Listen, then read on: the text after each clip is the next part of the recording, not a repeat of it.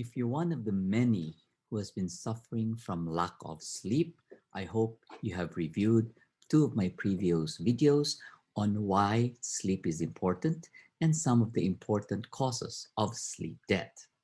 Today, I'm going to provide you some proven tips on how to make you sleep faster, and hopefully you will subscribe to my YouTube channel for more videos in the future.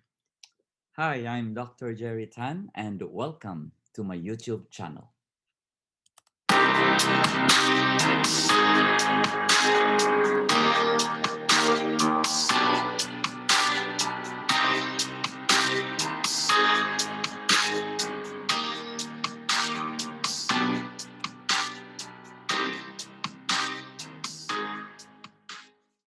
We know that sleep debt is medically unhealthy. Sleep deprivation has been shown to significantly increase the patient's risk of chronic medical conditions.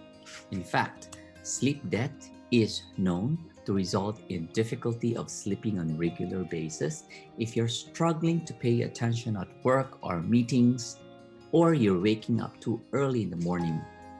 Today, I'm going to provide you with some simple tips to help you sleep. Otherwise, I would say goodbye to some of your sleepless nights. We know that one way to help you improve your sleep is to improve your sleep habits. The body functions like a loop. There's what we call as a body clock, and it's a loop wherein there's a specific schedule for you to sleep and wake up. It is therefore best to go to bed and wake up at the same time every day. Also try to keep the same sleep schedule, whether we're talking about a weekday or a weekend, because the tendency of most people is to sleep late during weekends and wake up late. It is best to limit the difference to no more than an hour.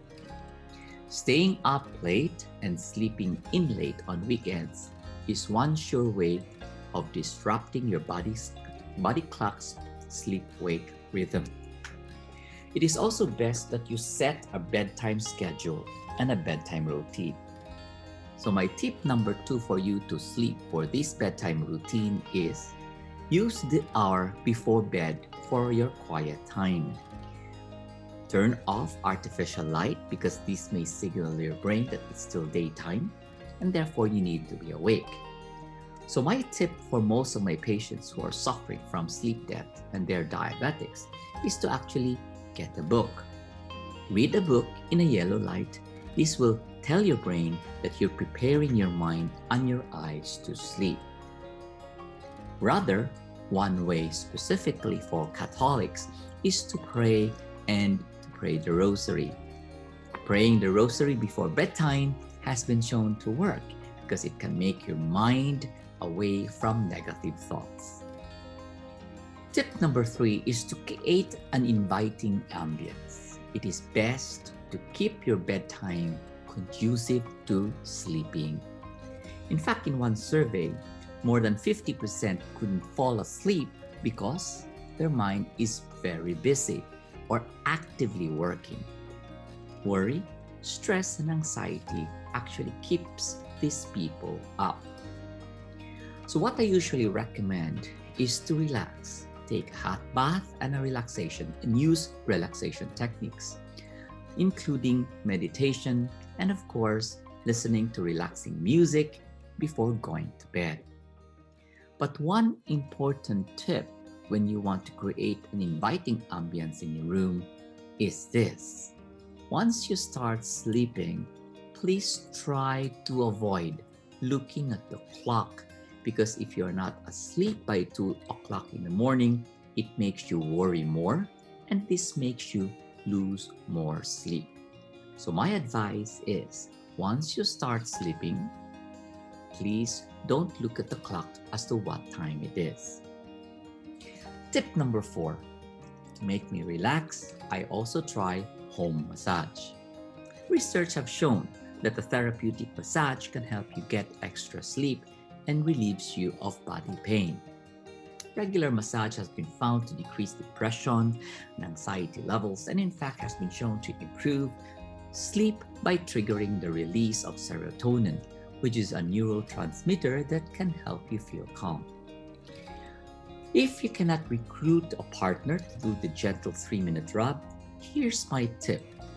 Use one mechanized pillow that you can easily buy online, and this has been proven to me to help me relax at night.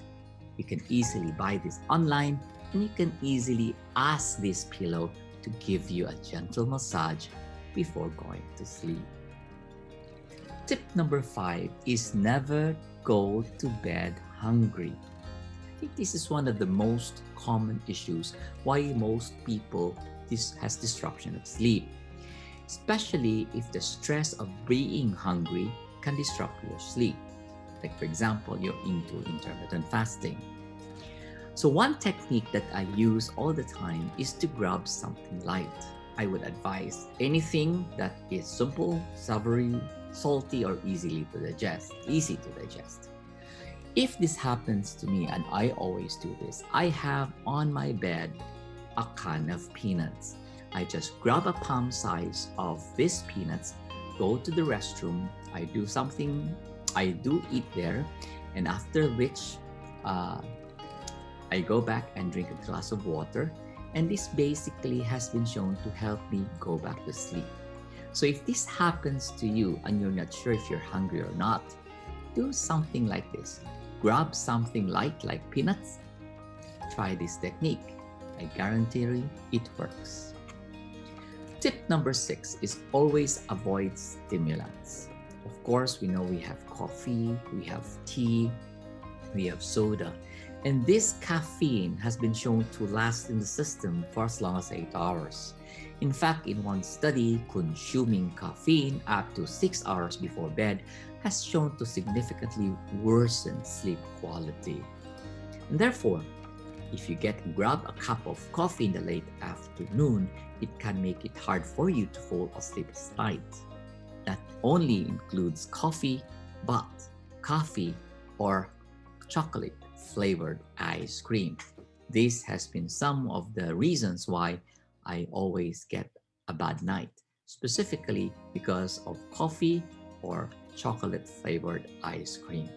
So please make sure you remember that as one of the culprits of sleep disruption and avoid these stimulants before going to bed. Napping for some is routine during the day. We know that it can provide you a boost in alertness and performance, but napping can also confuse your body clock.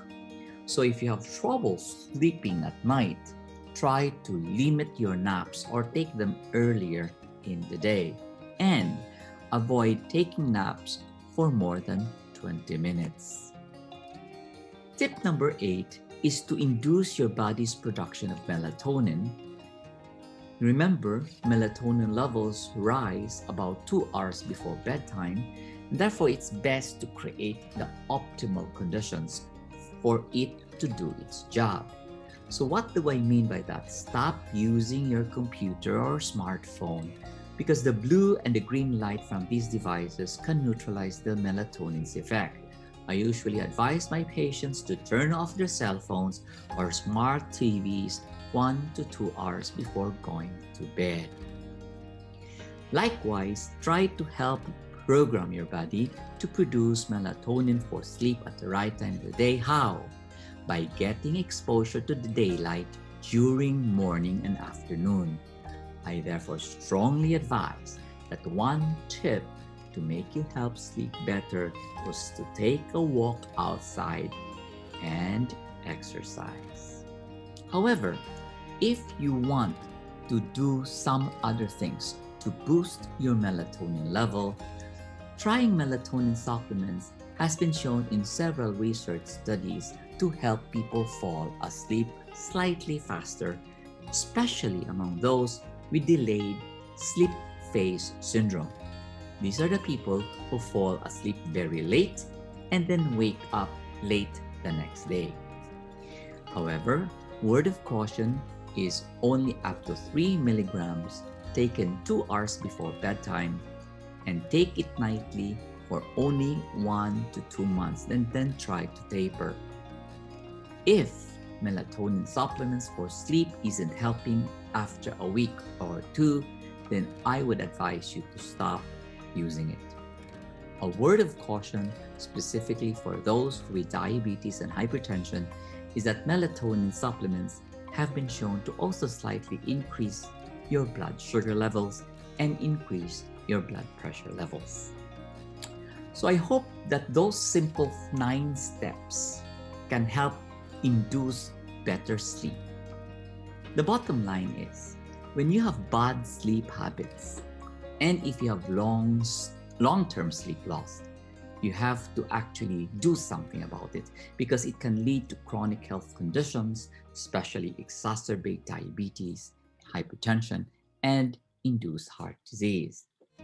It is therefore very critical that we identify the cause of the sleep loss so that we can find a cure and we can find a solution to your sleep problem. Remember, knowing and practicing some of the proven simple tips that I provided you today that you can do simply at home can hopefully make you sleep better and make you sleep longer. So if you like my videos, I hope my simple proven tips for today will give you all a good night's sleep. Please help me with my advocacy by clicking subscribe and notification bell so that you'll be notified for new videos. With that, thank you very much.